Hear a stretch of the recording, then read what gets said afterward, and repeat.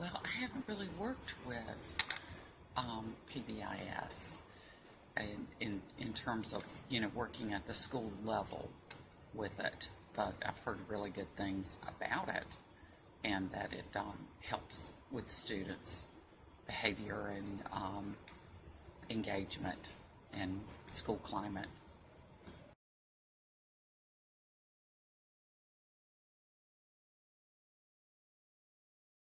PBIS is great in the school.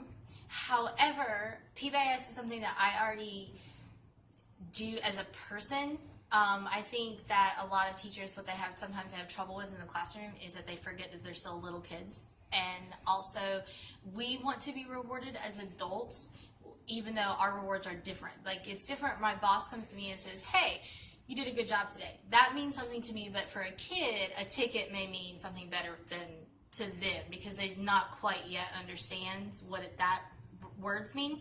Also, too, I think that a lot of teachers forget that we still work with the general public and that the way you speak to people still needs to be in that professional, positive manner, which is why I like to talk to the staff about PBIS, because I want to remind them that we're still selling. We might not be at a cash register and taking money, but we're still trying to sell them something a little bit, and that's knowledge, so we have to be focused on that.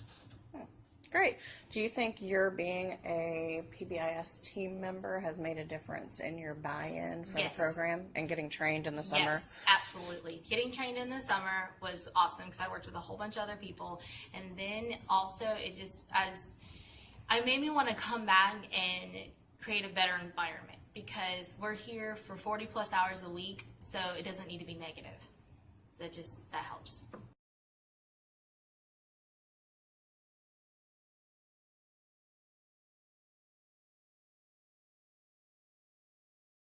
PBIS, I think it's a good initiative.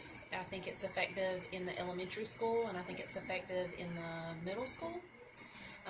However, at the high school, this is our first year implementing it, and there's a lot of good ideas behind it. However, if everyone is not on board, when I say everyone, meaning the teachers, students, then you end up with a nice little booklet full of ideas, fun ideas, and it looks great on paper, but it doesn't necessarily have the outcome that you initially desired.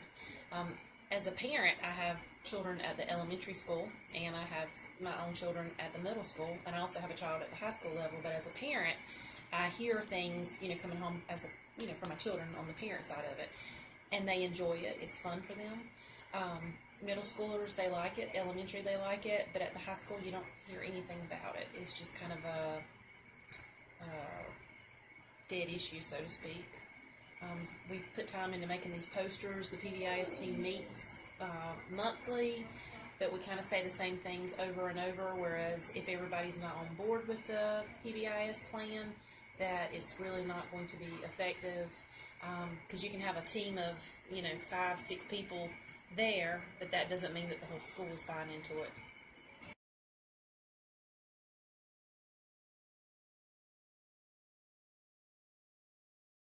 PBIS has been a transition for us. This is our first year in it, high school wise. So I think the transition into high school, I've seen it at elementary and middle school.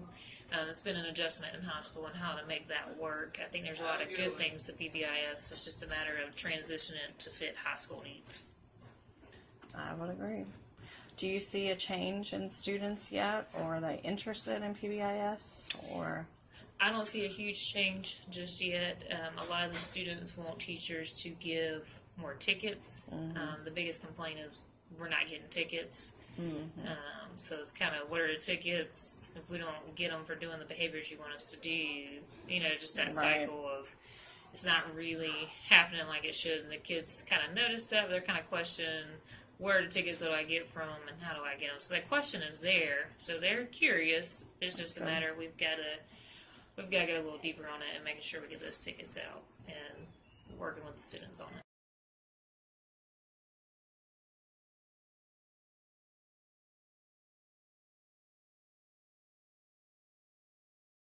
So what I gather, PBIS is positive behavior, like reinforcement. So it's highlighting what kids are doing good versus like getting on them for every little bad thing they do. So the way I've started implementing PBIS is I use Google Class, not Google Classroom, Class Dojo, and I give out points for using like academic language or helping another student or keeping your area clean at the end of the day, and it's really made a positive influence on my classroom. And so like they get points through Dojo, and then at the end of the week they get a reward for the points. And they really look forward to that reward, and they'll work for the points. I'm trying to think what else. But I guess, yeah, it's overall made a good, positive influence on my classroom. And it's easy to correct behaviors when you focus on the good and focus on the good behaviors. Students kind of pick up off of that and kind of fall in suit with the behavior. So it's kind of cool.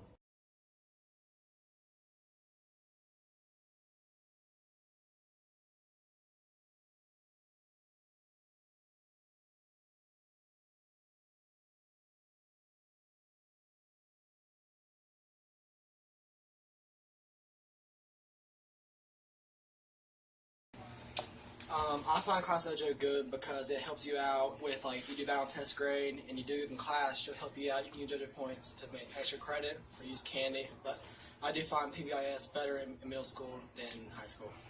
Do you have a lot of teachers that use it at the high school, or is it It's just Miss Colorado. okay? In the middle school, were there several teachers that used it? Yes, ma'am. What about elementary? You remember? I don't think so. I don't remember.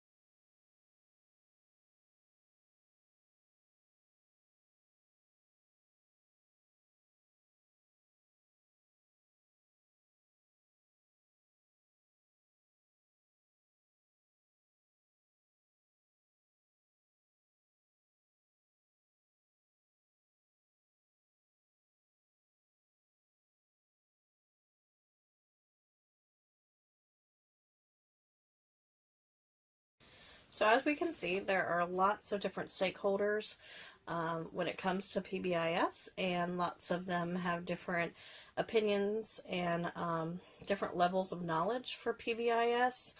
It seems to be there is definitely more knowledge and training at the elementary school level, and then middle school, and then high school is kind of seeming to be the last to implement PBIS. I also think buy-in is a little bit different. People tend to think that positive behavior reward systems work better at the elementary level because it's easier to, give a little kid a sticker or give them a piece of candy if they do well or whatever. Whereas it's believed that high schoolers don't have that sort of reaction to positive behavior rewards. But they do, and the rewards just need to be different, and the behaviors need to be different. Obviously, we're not going to give a piece of candy to a high schooler for raising their hand, but we may give it to them for doing things like, tutoring a peer during class or using academic language or something like that. So it seems to be the levels of implementation are definitely different across our school district, and just depends on the school and the principal's own knowledge with PBIS and their willingness to get teachers trained in PBIS. It seems to be the teachers who have actually been to the training have the most buy-in, and we are only choosing certain teachers to be trained, probably a financial purpose thing, but it does seem to be the more teachers that are trained, the more buy-in, the more the school has positive results with PBIS. So something to consider is have everyone do the same training. It's also kind of like the telephone game where we have certain teachers trained or certain administrators trained, and then they train teachers, and then those teachers train teachers, and by the time you get down to the actual student level, everyone's interpretation of what is PBIS is totally different. So that's an issue. There's not a whole lot of consistency with the way that it's implemented and also the way that everyone's understandings of what PBIS are. So that's a big difference. Also, for the community as a stakeholder, most community members do not know what PBIS is. The community member that I interviewed, I had to explain what PBIS was. So that makes a big difference because they are definitely a stakeholder and could be benefited by positive results through implementation.